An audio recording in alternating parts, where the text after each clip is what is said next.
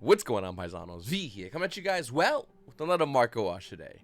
Before we begin, I just want to say, this is the first place deck profile. It happened about a week or two ago, and Floowandereeze is still a really good deck. A really good budget deck. It's not really that expensive, and I feel like, besides part of Prosperities, the deck's not going to cost you an arm and a leg. So if you are looking to play competitive Yu-Gi-Oh! And you're like, V, listen, I don't got a lot of money. Hey, listen, Floowandereeze is right here, and like I said, the deck's pretty easy to play. It's not that expensive besides Prosperities. That's the only like money card. And for the most part, it's a good deck. In fact, you can even substitute evenly match if it's too expensive for you and it got a reprint for more with Harpy's Feather Storm. I know it's all blurry, but the reason why I'm pointing this deck profile is not just because of the fact that Floowandereeze is a dirt cheap deck. The fact that this kid won, and look at all that stuff he won. Look at all that crap. Holy. I mean, think about it. You go to Yu-Gi-Oh! Regionals here in the States, and some regionals, locations are starting to give sealed booster boxes. My dude got a Switch, booster boxes, deck boxes, OTS packs, oh yeah, and the playmat you get as well. The price support is just insane. And then you go over here to the United States, and our price support looks like a third world country. Like, what happened? I thought we were the best country. We have the best of everything. Except price support in this card game. And I honestly just don't understand why. I just want to throw it out there. It's not the OTS store's fault. As much as Konami not stepping up their game and really giving the OTS store the stuff they need to do, like, I don't know, more price support for Yu-Gi-Oh! Regionals. Think about it. If you have your invite already, Yu-Gi-Oh! Regionals is a win-a-mat. That's basically what it is if anyone has an invite. Just throwing it out there. It's a 400-man, 200-man, 300-man win-a-mat that lasts the entire day. Take a loss, you're probably not winning that mat. Take 2 losses, if you have your invite, at that point, you're just playing for sport. And no big deal. Hey, I ain't knocking it. All I'm trying to say is, it'd be really cool to see more price for players. But going back to Floowandereeze, I mean, look at it. It's relatively inexpensive. Floowandereeze and the Advent of Adventures is the only, like, money card. And this card is roughly around $11. After that, the next most expensive card is going to be N-Pen. And that bad boy is going to run you about $2.50. You're going to want to get 2 of those. That's it. After that, Floowandereeze is sub-dollar for almost everything else on the market. So, once again, if you're looking to play a deck that's really relatively inexpensive, and hopefully it gets price support, and you live in South America, you're good to go. We also have, of course, my boys playing branded best deck. Even that kid, that motherfucker got 8th place, and he got a deck box, and he got a booster box, and a pack? What? Including the playmat? Konami, step your fucking game up, bro. I'm sick and tired of this. I know at the YCS level, Konami's handing out like Steam decks, and that's kind of cool. I mean, they can vary it from like $400 to $600. Money's a lot cooler though, and I'm not the kind of person that's like caught up for money. But listen, if you're gonna have these massive events, commiserate your price support with the amount of players. I'm not sure if that word fits in there, but you understand what I'm trying to say. Hook the people up. Give them better price support, Konami. The price support you've been given has been atrocious. And I don't want to hear, well, you know, these events are expensive. Yeah, I ain't paying your electric bill, Konami. I mean, I am by buying packs, but I want to know, am I going to get some bang for my buck when I go to play at a Yu-Gi-Oh! Event? That's all I'm going to say.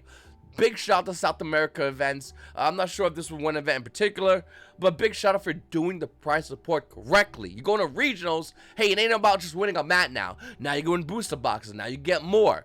Once again, comment down below. Let me know. Am I going too far with this? Are we just spoiled rotten with those gorgeous top 8 playmats that only 8 players out of 400 players can get averaging on a regionals? Maybe we're just, and those, of course, how can I forget those amazing and sturdy pink deck boxes? I know we all like pink, right? Get it together, Konami. Get your shit together. Like, for real. This is fucking embarrassing. This is supposed to be my favorite. This is supposed to be my top card game. I'm looking at my Pokemon. You win an event, you get $5 grand on the spot. Boom. Yu-Gi-Oh! Yo, here's a pink deck box. Yeah, and that's really fun. Just don't make sure you fuck up the gender thing, okay? Make sure, okay? Pink deck box. It's embarrassing.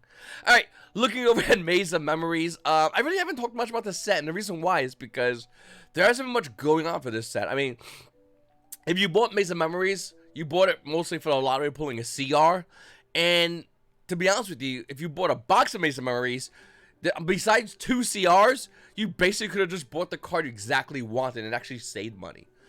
Looking over Baron de Fleur, the CR is roughly around $219, down from a $278 market price. Excel Synchro Stars Dragon Hype.card is roughly around $120. Hasn't really been doing much. Now, I will say the prices have been rising for Excel Synchro Stars Dragon, the ultra rare.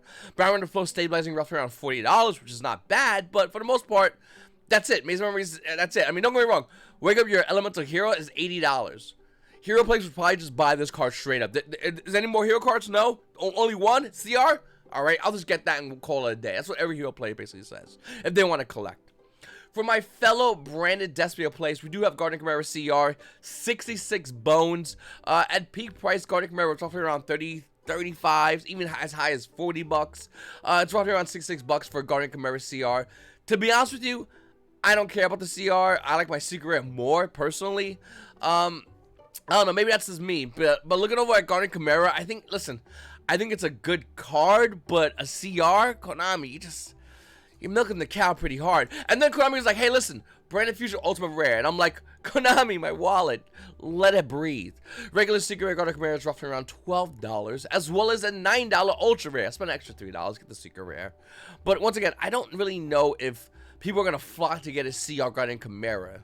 Maybe they will, maybe they won't. Branded, it doesn't really bring it out as much. It comes out every now and then, but not all the time. So, is it worth $66? If your deck's already max rarity, I guess it's a cherry on top. But the cherry that everyone else won't really appreciate, only for you in that case. It is cool to see a CR Solemn Judgment, even though despite the fact that we also have Solemn Judgment in almost every other rarity besides Starlight Rare. It's just, I mean, it's crazy when you think about that. But someone at Konami is like, you know what we also don't have besides Starlight Rare? CR. CR for me, listen, I like CRs, so certain CRs do look really nice and really good.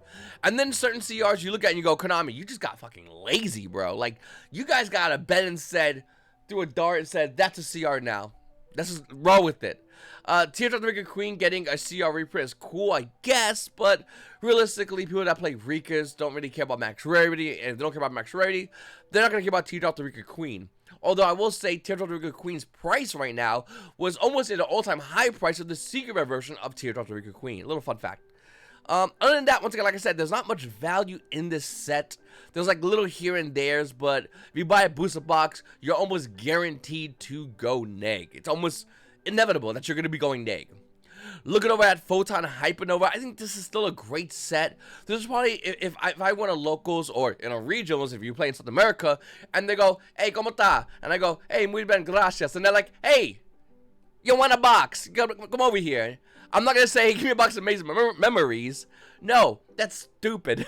I'm going to say, dámelo Photon Hypernova, por favor, because I want a plus like a motherfucker. And then you go over like Konami in America and like, oh, you want a Yu-Gi-Oh? Here's a pink deck box. Don't drop it now. It'll shatter into nothing because it's made by a fucking joke. No, but anyway, I digress. Look at Photon Hypernova. I think it's a great set still. Triple Deck Dust, in my opinion, is a highly undervalued card. Pressure Planet, Raceoth, Kashiriosis, anything Kashir is, in my opinion, just overall as an archetype. I feel like the values are so low because every Kashir player is looking out for the ban list. The boogeyman, the ban list. There's a good chance we might be getting a ban list soon, let's be honest. I think that we might not skate this ban list to Nationals. Hopefully I'm wrong, because the meta's kind of okay where it is right now. It's not like too overpowerful. It's not like too underwhelming. And the earlier the ban list, the better we are prepared. I'm hoping I'm wrong and we do not get a ban list whatsoever. Hopefully Konami's still sleeping on this, because a ban list is not bad. It's just the practice you're going to need to basically be ready by Nationals. And if anyone wants to know, Nationals is about 2 months away. We're about 2 months near from Nationals season. So every single Kashira player is basically counting their time going, do we sell? Do we buy? Some are selling. Not many are buying into Kashiras. One thing I will say, even though I'm a branded Destiny player, I think it's one of the best decks in the game. I will admit that I think Kashiras is the best deck in the game. It's a deck to look out for. And every Kashira player, well, what are you doing right now? Did you sell early? Did you sell your Pressure Panel Raceoth and Kashiriosis when they were $100? Because if you did, you made a crazy amount of money. Think about it. Kashiriosis, when they were hundreds, you sold them and you got around 300. We'll say you got banged over by everything and got 250. Got a good deal, whatever it is, 250. Okay, 250 bucks. Okay. You bought 3 Kashiriosis. You got bent over. You spent $20 on them. That's $60. Okay? That's $190 you still have in your pocket because you decided to get Konami later on in the game. Programmable Race is not a bad card. I mean, once again, it's $30, so it's $70 you save per each one. Kushiro Rice Art used to be $35. It's all about when to buy the cards, when to sell the cards in Yu-Gi-Oh! And obviously, you sell into the hype. Looking at Kushiras, I think every Kushiro player, for the most part, has already sold. Those that hold the deck are just playing with it and grinding their events out and hoping to win a lot of beautiful Konami playmats that they could vendor off for about $40, $50, maybe even $60 if it's, you know, it's a new mat. Who knows? Looking at the rest of the cards, so I will say that there's still a lot of great gems in Photon Hypernova. I think the set is still really good. Not even just the fact that like Grand Gugano or Ringbrum's in here, but other cards like Ice Shade Gimir. Yeah, I think that's a good card. I think it's a great card. It's a good effect. I think there are a lot of still other good gems in this set moving forward.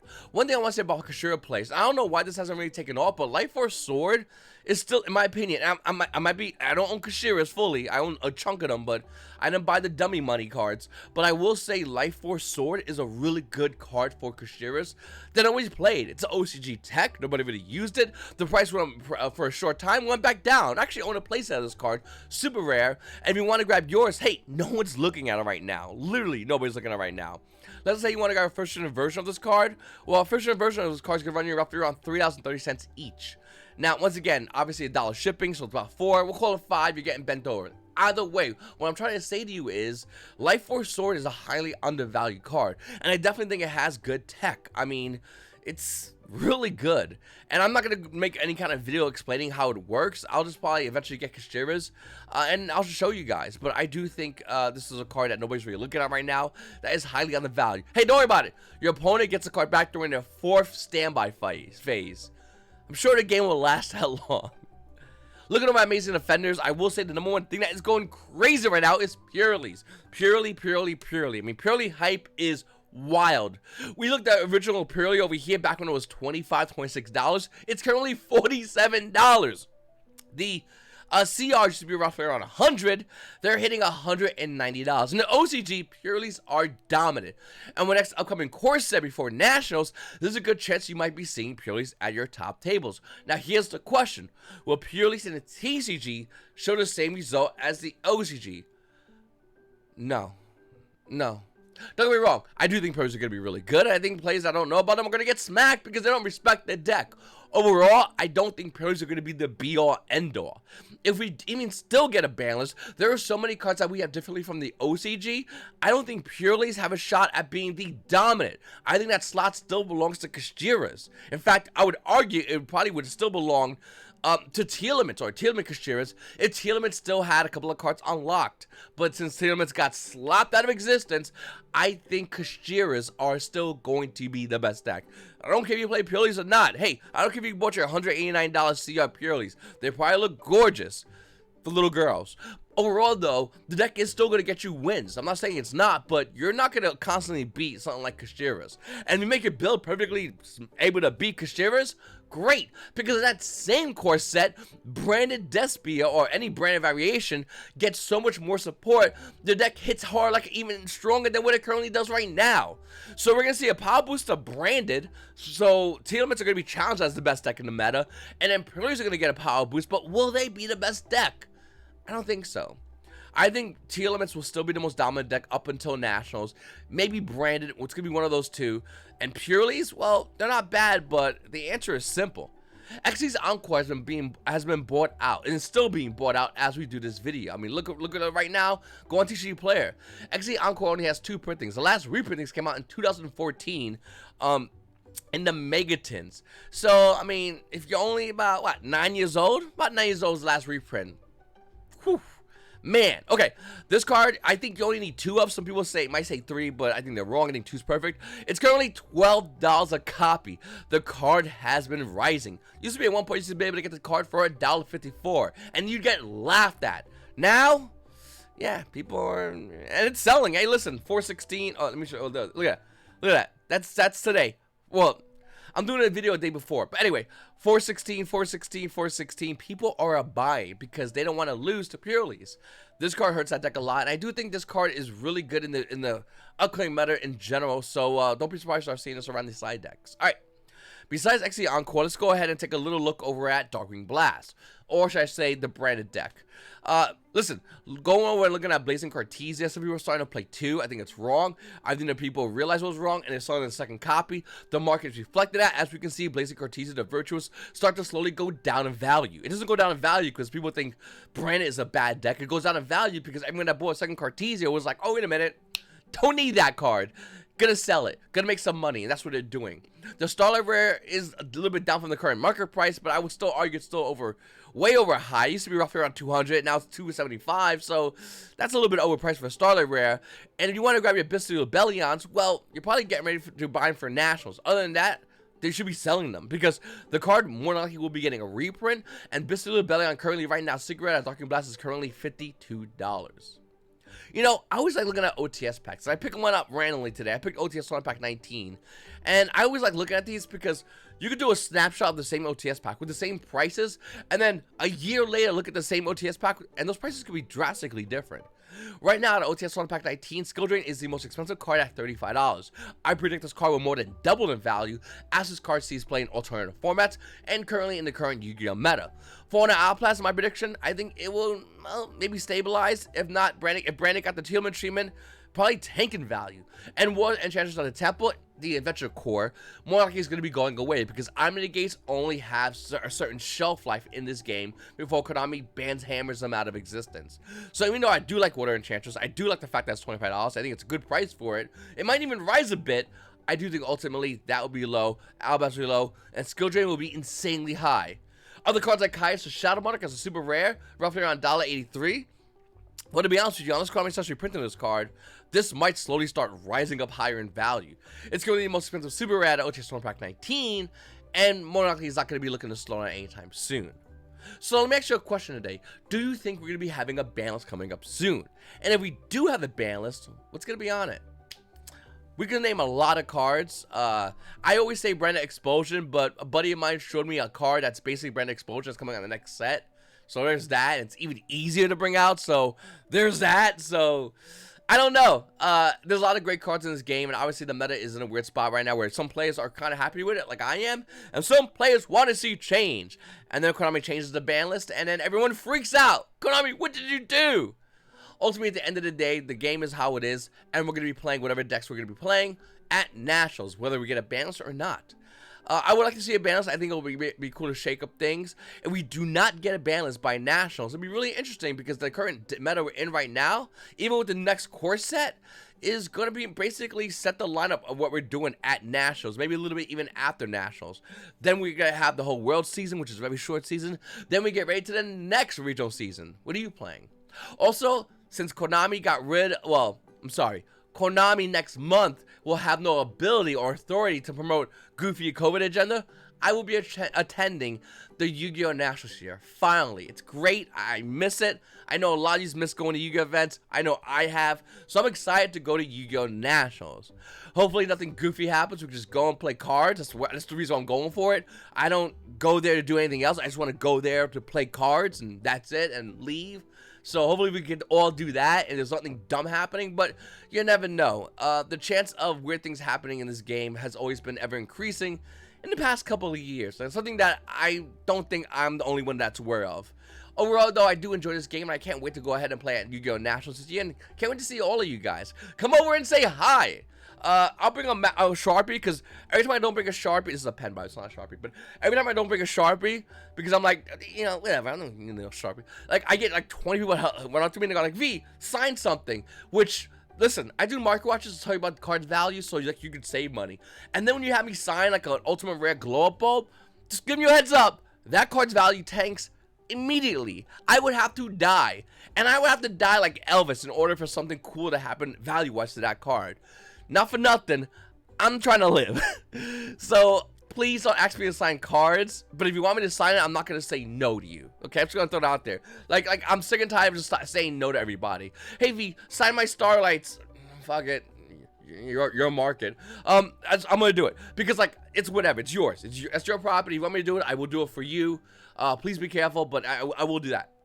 But just know that it's kind of against the grain. And don't ask me to sign fucking gold rares. Cards are ugly as hell. Anyway, Paisano, it's your boy V, and you guys also have a great day.